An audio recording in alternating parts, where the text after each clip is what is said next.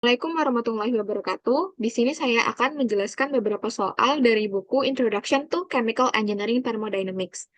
Soal pertama yaitu example 5.2.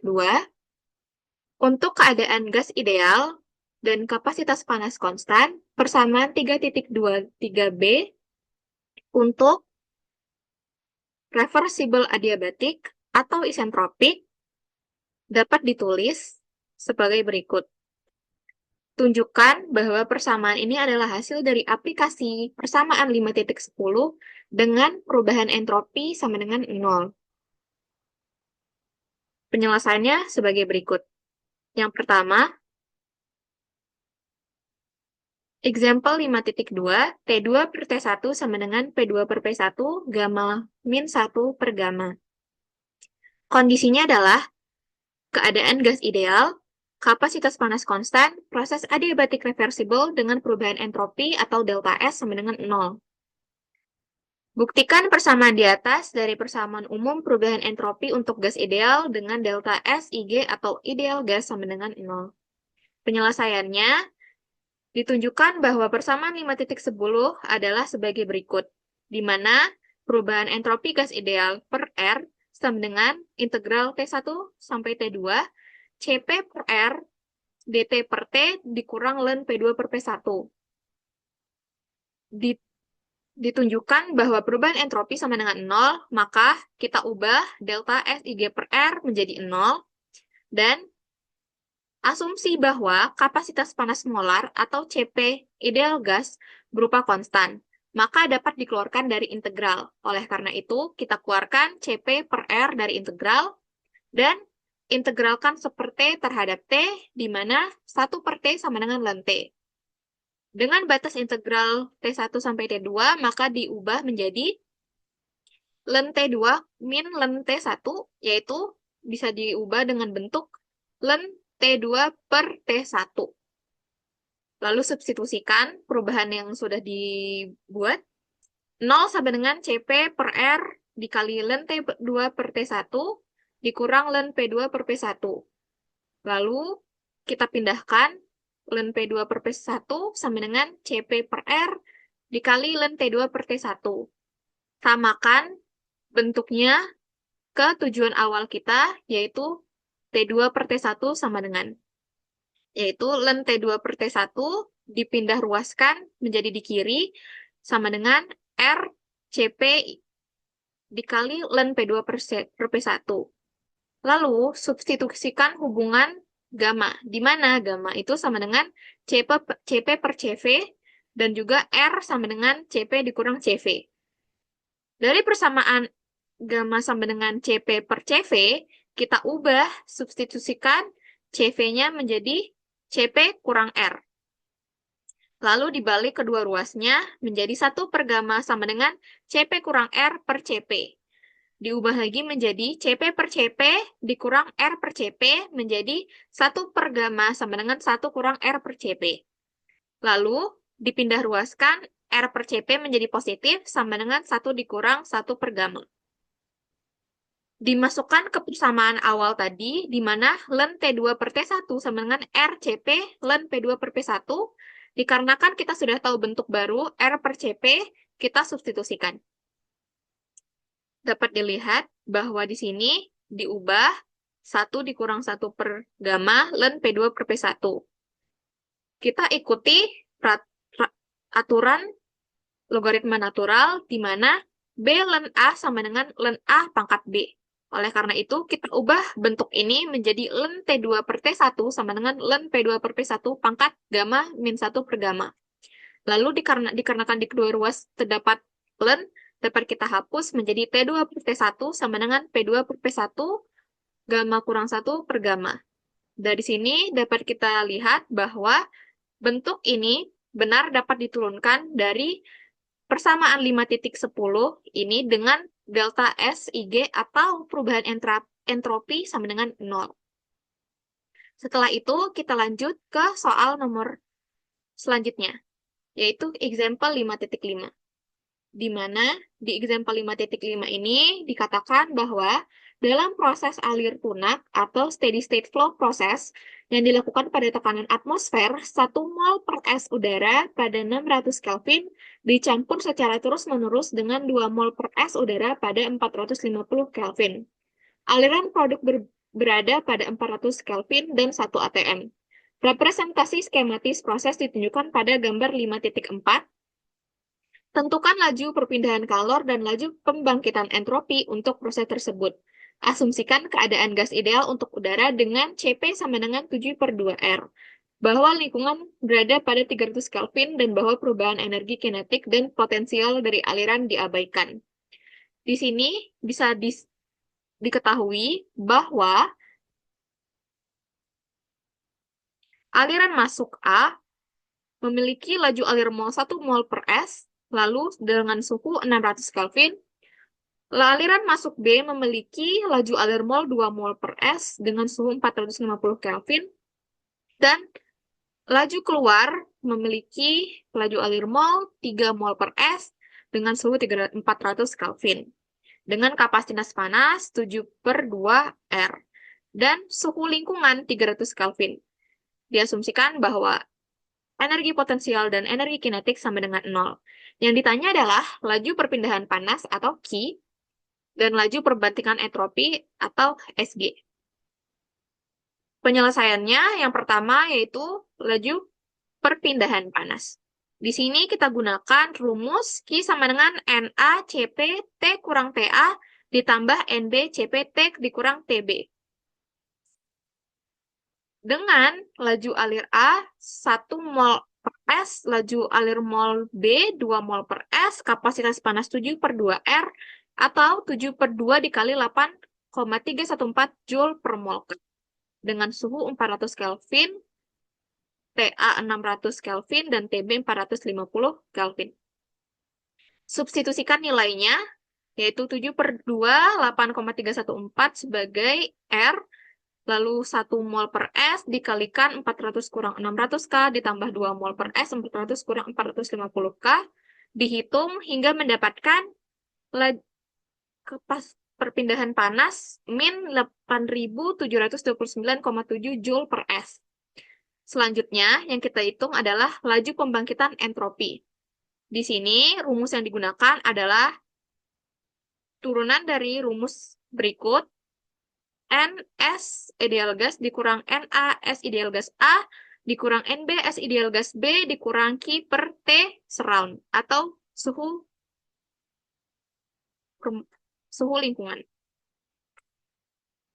Untuk gas ideal dengan perubahan suhu digunakan SIG dikurang SIG0 itu sama dengan CP ln T per T0.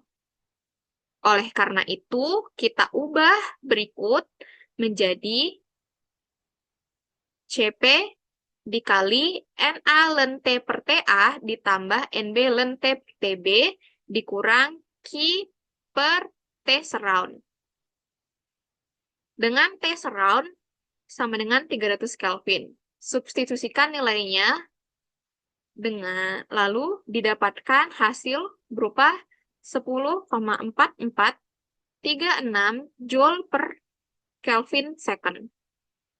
Dari sini kita dapatkan dua hal yang ditanyakan dengan laju perpindahan panas sama dengan min 8.729,7 Joule per S dan laju pembangkitan entropi sebesar 10,4436 Joule per Kelvin second. Selanjutnya yaitu example 5.7. Soalnya yaitu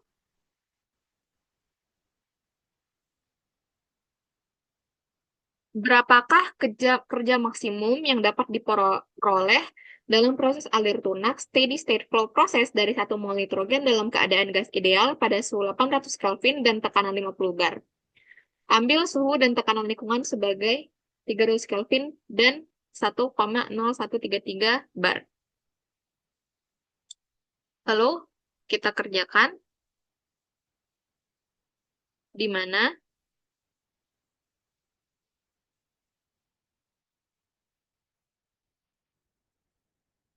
diketahui proses bekerja dalam keadaan steady state flow proses dan reversible. Keadaan awal nitrogen itu dengan mol 1 mol dan suhu 800 Kelvin, tekanannya 50 bar.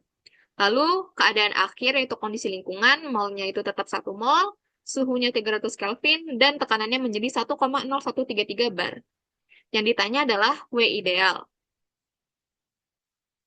atau kerja maksimum yang diperoleh dari proses tersebut. Rumus yang digunakan yaitu W ideal sama dengan delta H dikurang T0 delta S.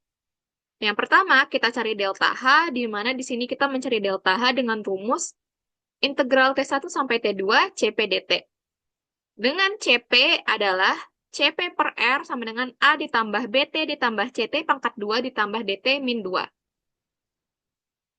A-nya adalah 3,280, B sama dengan 0,593 dikali 10 pangkat min 3, C-nya 0, D-nya adalah 0,040 dikali 10 pangkat 5. Data ini kita dapat dari Appendix C, buku Introduction to Chemical Engineering Thermodynamics. Lalu, substitusikan nilai yang sudah diketahui, di mana T2 itu sama dengan 300 Kelvin dan T1 sama dengan 800 Kelvin. Substitusikan persamaan berikut. Yang pertama dengan suhu 300 Kelvin dan yang kedua dikurangi dengan suhu 800 Kelvin. Lalu dimasukkan dan didapatkan hasil sebagai berikut, di mana delta H atau perubahan entalpi ideal gas sama dengan per R sama dengan min 1811,408 Kelvin. Dikalikan dengan R, lalu dihasilkan min 15.064 Joule mol per Kelvin. Setelah itu, kita cari perubahan entropinya dengan rumus sebagai berikut, yaitu delta SIG integral CP dt per T dikurang R ln P2 per P1. Kedua ini bisa dijadikan perubahan entropi berdasarkan suhu dan perubahan entropi berdasarkan tekanan. Untuk yang berdasarkan suhu, kita gunakan rumus berupa R integral A per T ditambah B tambah C, T ditambah DT pangkat min 3, DT per T. Lalu diintegralkan mendapatkan A ln T ditambah BT ditambah C per 2 T pangkat 2 ditambah D per 2 T pangkat min 2 T2 T1. Substitusikan nilainya, lalu dimasukkan ke dalam persamaan berikut dan dihasilkan perubahan entropi per R min 3,7376 dikalikan dengan konstanta gas idealnya menjadi min 31,077 Joule per mol K. Lalu, hasil yang tadi, perubahan entropi berdasarkan suhu dikurangi dengan R ln P2 per P1, substitusikan di mana tekanan akhir adalah 1,0133 dan tekanan awal adalah 50 bar. Dimasukkan nilainya menjadi 3,042 Joule per mol K. Kita substitusikan ke rumus yang awal, yaitu kerja ideal sama dengan perubahan entalpi dikurang T0 dikalikan perubahan entropi. Didapatkan hasil berupa min 15.972,6 Joule per mol. Lanjut ke soal 5.8, di mana kerjakan ulang 5.6.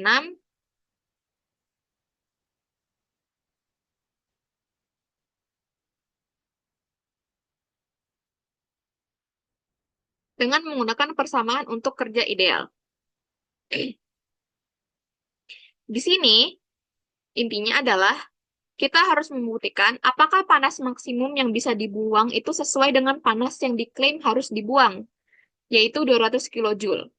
Dengan menggunakan kerja ideal, yaitu W ideal sama dengan delta H dikurang T0 delta S. Lalu kita masukkan kerja ideal ke dalam rumus QH atau panas maksimum, yaitu W ideal dikali T per T dikurang case round. Diketahui dari 5.6, perubahan entalpinya itu minus 2.676 kJ per kilogram, sedangkan perubahan entropinya itu minus 7,3554 kJ per Kelvin kilogram. Yang pertama, kita kerjakan terlebih dahulu kerja idealnya, di mana T0-nya itu adalah suhu dari air pendingin, yaitu 0 derajat Celcius. diubah menjadi Kelvin menjadi 273,15 Kelvin. Substitusikan nilainya ke dalam persamaan yang sudah disebutkan tadi. Masukkan, lalu didapatkan min 666,9 kilojoule per kilogram. Namun di sini bisa dapat diketahui bahwa kerjanya sebenarnya adalah 666,9 kilojoule per kilogram. Lalu masukkan W ideal ke dalam rumus QH, di mana T-nya itu adalah suhu pembuangan panas, yaitu suhu yang di-reject oleh si kulkasnya, dan juga suhu penyerapannya tuh 0 derajat Celcius. Diubah ke Kelvin, dimasukkan ke nilainya, didapatkan QH itu 1577,7 kilojoule. Di sini dapat disimpulkan bahwa suhu yang dihasilkan itu tidak sesuai dengan yang diklaim atau kurang. Dikarenakan suhu yang diklaim harus dibuang itu 200 kilojoule, sementara yang dihasilkan oleh proses ini hanya 1577,7 kilojoule. Yaitu selanjutnya soal 5.9, di mana soal 5.9 ini mengatakan bahwa dua jenis dasar penukar kalor alir tunak dijadikan oleh pola alirannya yang pertama itu searah dan juga berlawanan arah.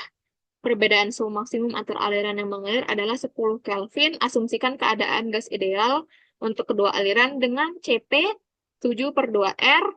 Carilah kerja yang hilang atau lost work untuk kedua kasus tersebut. Ambil test round sebesar 300 Kelvin. Di sini bisa dilihat untuk yang pertama, co-current itu adalah searah. Jadi, yang pertama di 400 Kelvin menjadi 350 Kelvin, yang panas, dan juga yang dingin 300 menjadi 340. Dari kiri ke kanan, baik yang panas maupun dingin. Sedangkan yang co-current itu yang pertama, untuk yang aliran panas dari 400 menjadi 2350, dan aliran dinginnya dari 390 menjadi 300 menjadi 390. Bisa dilihat ini berlawanan arah, yang dingin dari kiri ke kanan, sementara yang panas dari kanan ke kiri. Untuk penyelesaiannya dapat diketahui bahwa kasus pertama aliran co-current yaitu sejajar, suhu masuk panas pH1 itu 400 Kelvin, untuk dinginnya itu 300 Kelvin. Sedangkan suhu keluar untuk panasnya itu 350 Kelvin, aliran dinginnya 340. Perbedaan suhu minimum didapat dari selisih pH2 dengan TC2. Itu 350 dikurang 340 Kelvin. Dihasilkan 10 Kelvin. Dan juga untuk kasus 2, yaitu aliran counter current atau berlawanan. Aliran mengalir dari arah yang berlawanan. Suhu masuknya itu aliran panasnya 400 Kelvin dan aliran dinginnya 300 Kelvin. Suhu keluarnya itu 350 untuk panas dan dinginnya 390. Perbedaan suhu maksimum selisih dari pH2 dan TC1. Di mana 350 dikurang 300 sama dengan 50 Kelvin. Untuk yang pertama, kita cari dulu terlebih dahulu NC per NH, di mana didapat dari persamaan NH atau mol panas dikali kapasitas panas dikalikan TH2 dikurang TH1 ditambah NCCP TC2 dikurang TC1, didapatkanlah persamaan NC per NH ditambah dengan TH1 kurang TH2 per TC2 dikurang TC1. Substitusikan nilai yang sudah diketahui, didapatkan 1,25. Di soal disebutkan bahwa molnya itu, mol panas itu 1 mol per S. Dimasukkan ke rumus entropi dikarenakan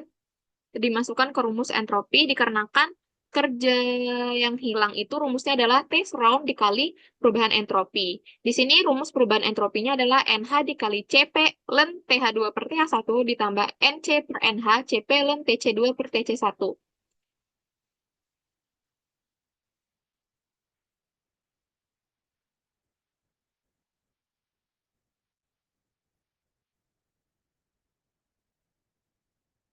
Lalu Disubstitusikan seluruh nilainya, didapatkan perubahan entropi 0,667 Joule per Kelvin second. Well loss test round dikali delta S. Test round yang diketahui adalah 300 Kelvin dikalikan dengan perubahan entropi yang sudah diketahui, yaitu dihasilkan 200,1 Joule per S. Dan kasus 2 yaitu counter current. Digunakan rumus yang sama untuk mendapatkan NC per NH, disubstitusikan dapat nilai 0,556. Di sini dimasukkan seluruh nilainya, didapatkan 0,356 Joule per Kelvin second. Dimasukkan dengan test round yang sama 300 Kelvin, didapatkan W loss 106,7. Di sini dapat diketahui bahwa kerja yang hilang pada counter current itu lebih sedikit daripada co-current. Jadi disimpulkan bahwa counter current itu lebih efektif dikarenakan panas atau kerja yang hilang itu lebih sedikit. Berikut adalah penjelasan saya. Semoga bermanfaat. Assalamualaikum warahmatullahi wabarakatuh.